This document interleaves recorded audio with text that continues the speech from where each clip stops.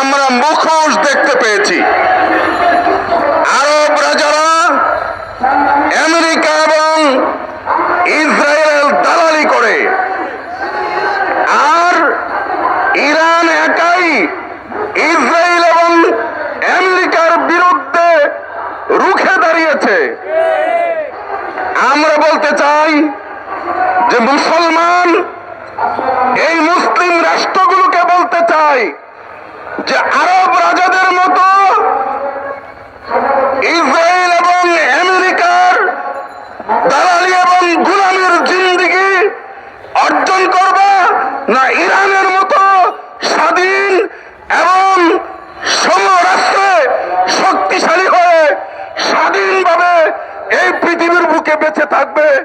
আমাদের মুসলিম রাষ্ট্রগুলোকে সিদ্ধান্ত নিতে হবে।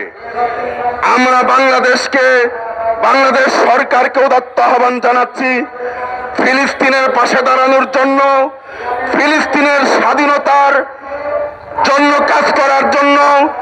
আমরা সব সময় বাংলাদেশের মানুষ